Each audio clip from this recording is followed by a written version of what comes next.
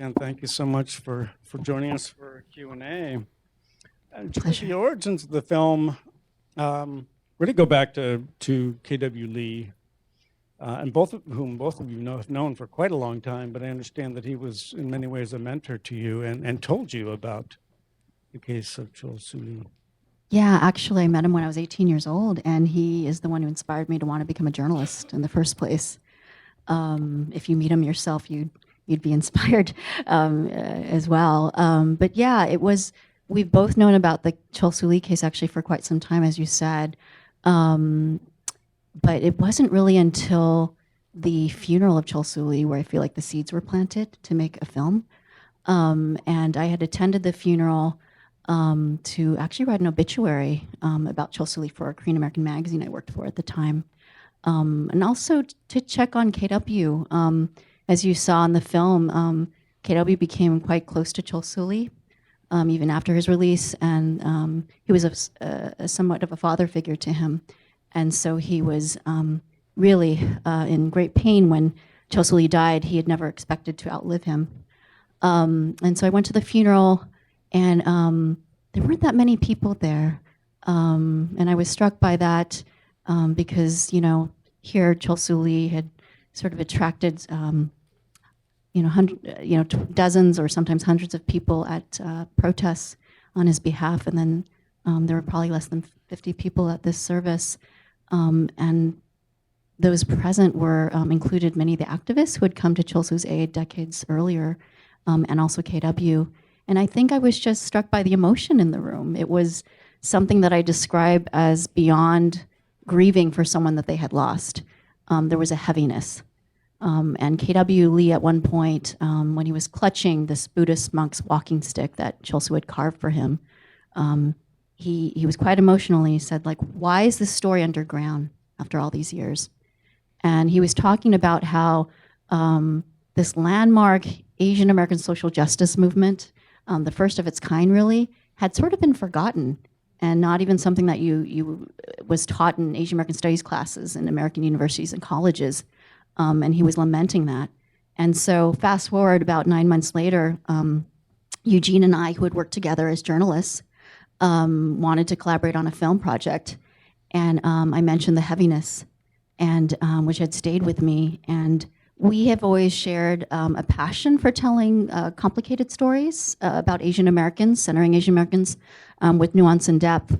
And we just knew we had to dive into this story, that it was just too important and too consequential to allow to stay buried in history. And in a way, it was our generational responsibility. Eugene, there's incredible archival material in this film that I'm sure I have never seen before. Probably the audience hasn't either. And how you found that, I think, is significant. That so much of it came from your sources, from the people you were interviewing, as opposed to, say, I don't know, a university library or something like that. Yeah, absolutely. And we can't thank KW Lee for opening up so many of the doors to people who were involved with the case, to sort of help establish that connection for them to trust us with what they'd kept. Because as you mentioned, so many of them had hung on to materials over the years. I mean, we've come to call it kind of not just a community archive, but an underground archive even, of material related to Chol Soo Lee that, as you said, was not in a traditional place. And it speaks to the importance of community in recognizing its own stories and playing a role in preserving its own histories.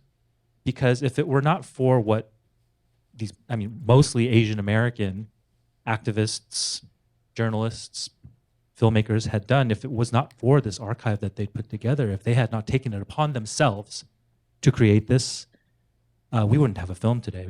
And it's really just been such an honor to extend on what they started and what they built to be able to do that. Also just want to give a quick shout out to our archival producer, who we did eventually bring on, because we needed to really kind of build out this world to make the film be as immersive from an archival perspective as we wanted it to be. So Brian Becker came on as an archival producer and just found just some amazing gems that were really just, otherwise would have stayed, uncovered in so many of these archives, including that commercial for KW Lee that we just, I mean, we wanted to play the whole thing. That's not the whole thing. that It's you not, play. there's more, which we both could probably recite from memory. But I mean, it's just incredible. I mean, to imagine a Korean immigrant at a mainstream daily newspaper being like the Woodward, the Bernstein, the star that is being used to sell subscriptions. I mean that's the power of archival footage. You don't have to imagine it. You can just sort of like hear it and feel it and know that it had happened. Yeah, and we see, and that underscores how important representation and diversity is in newsrooms. For one thing, that without him, what would have happened to in this case? It's frightening to imagine. And Julie, you touched on this a bit, but this really was perhaps the first movement of its kind that was pan-Asian American, and that's a really, really important part of your film, I think, to see that coalition coming together in such an unusual way. And just like KW's work, without that, what would have happened in this case? Exactly. And I think what made it unusual is really the first time Korean immigrants united with these third generation Asian American young people. And it's quite remarkable because many of these Korean immigrants, they were staunchly anti-communist in their politics, church-going grandmothers you saw even. And here they are standing alongside third generation Asian American radicals who self-identified as communists. So that wasn't an easy alliance, honestly. We didn't have a chance to, in the film, I think, explore all the ins and outs of how difficult that was. But really, I mean, when you think about that, that is a highly unusual coming together of very different groups.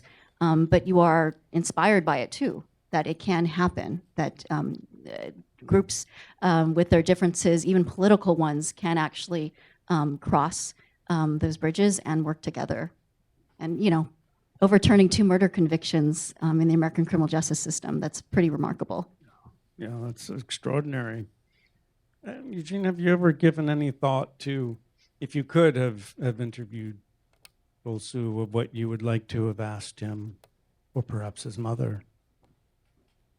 Oh, I mean, there's so many questions that could come to mind, and I think, but I think one thing that we benefited from was really the wealth of written material that was left behind, the biography that was published, certainly of his prison memoirs, but many sort of letters and longer handwritten biographies as well as a lot of these intimate phone calls that KW Lee had recorded between the two of them.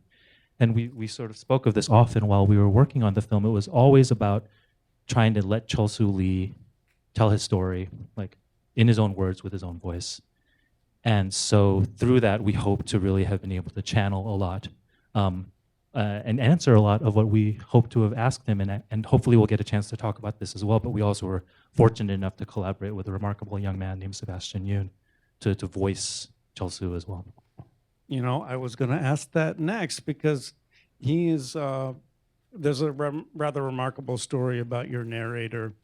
What a lot of directors might have turned to, say, a well-known actor or something like that, but this audience may not be familiar with Sebastian Yoon. But tell me how you connected with him and why you wanted him as your narrator.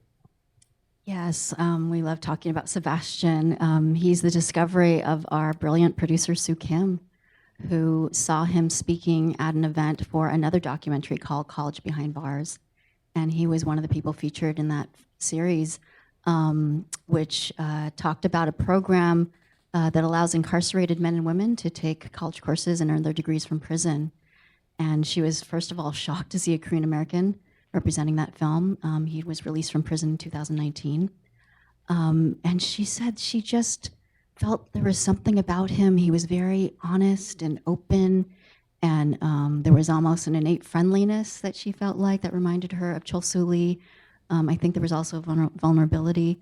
And she just almost, I think by some kind of instinct, thought he could be the voice of Chol Soo Lee. So she told us about him. We watched the series ourselves and were equally blown away by him.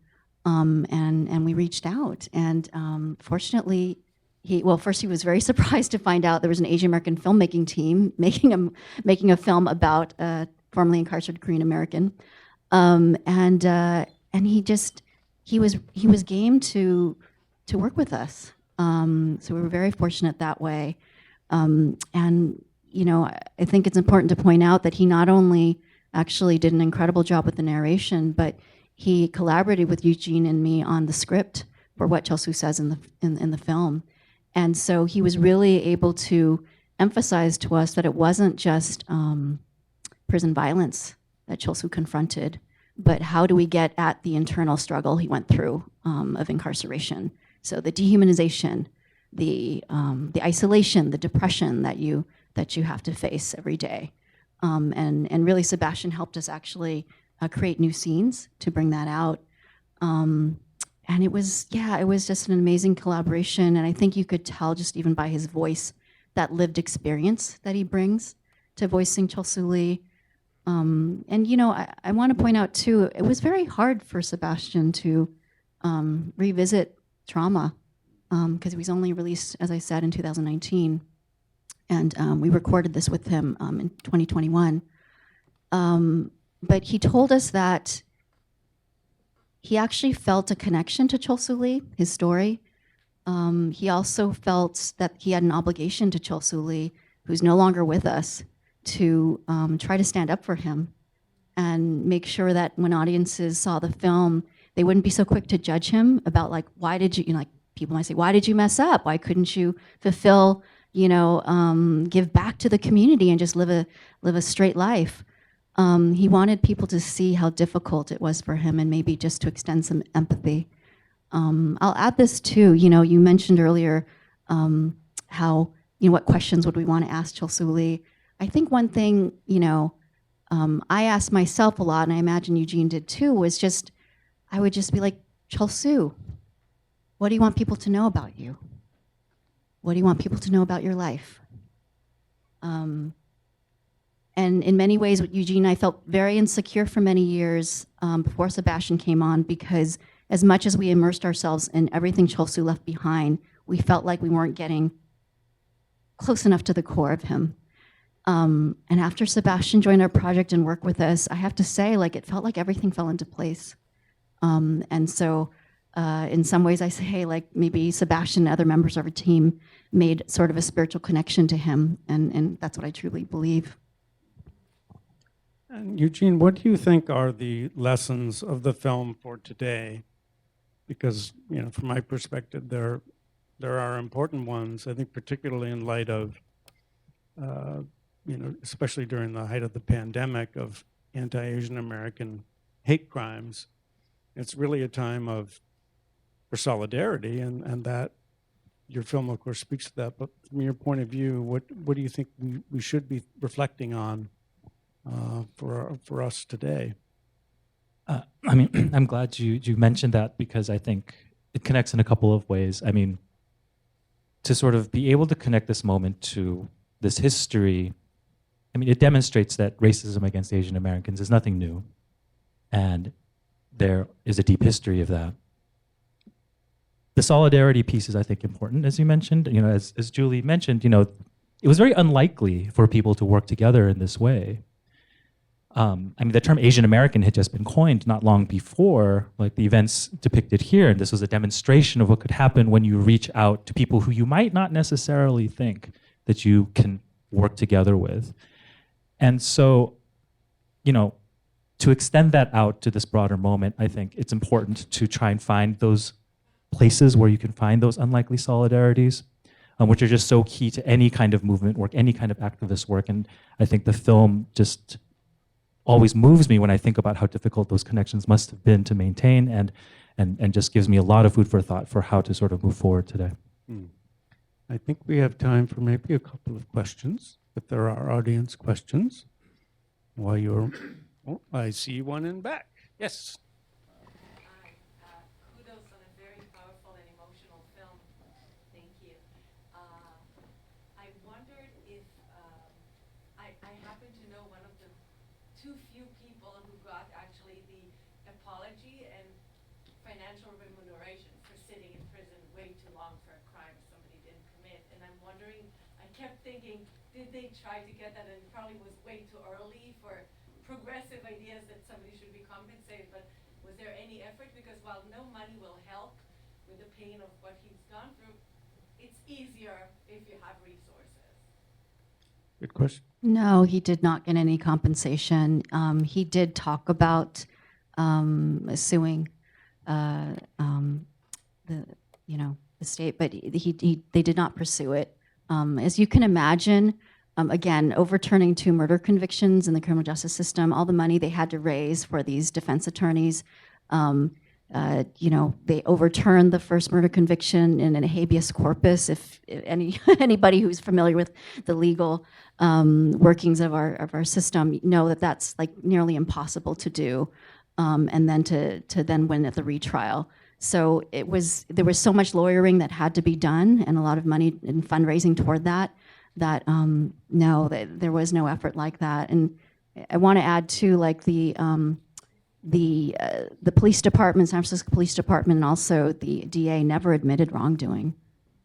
And I think that was a source of deep ache for Chol Soo Lee after his release.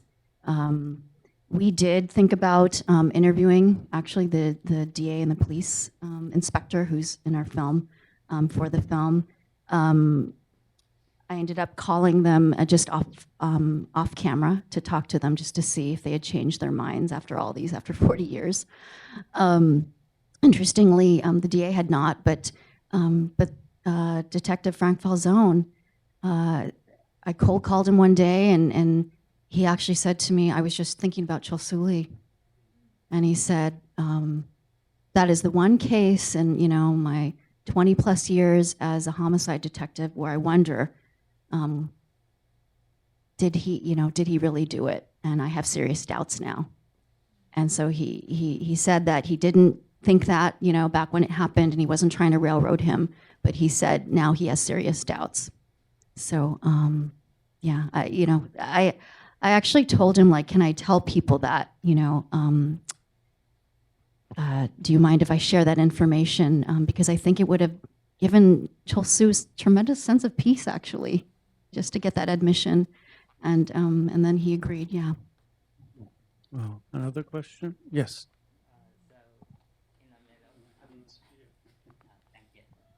So in the middle part of the movie, you mentioned the movie adaptation, the True Believer. Yeah. So, like in general, when we look at like a narrative feature, that should be like a triumph moment. But then in your documentary, like after it got released, it's like entering into an even darker path. So I was wondering, is that the decision? Is that the idea you have from the beginning when you're making this documentary? And my second question is like, is that murder case ever been solved? The Chinatown murder. Thank you. So from the beginning, we always knew we wanted to do the full story because so much of that has to do of what happened after he was released, perhaps has to do with why the case is not better known, like sort of to speak to kind of what KW's pain was at the funeral. And, excuse me, and, Chol Soo himself would speak about this sometimes, wondering whether it was because his case was messier, that it was less well known than, other moments in history, like the Vincent Chin case, for example, which is far better known than this particular case. But, inherent in that is sort of this question of what we expect of our heroes, right? Like, does a person have to be perfect to deserve justice? And does a person have to have been perfect to be remembered? And I think in terms of how we approached the film, we wanted to make sure that we were able to tell Chol Soo's whole story, show everything that he'd gone through, so that you can really see like his resilience and his fight.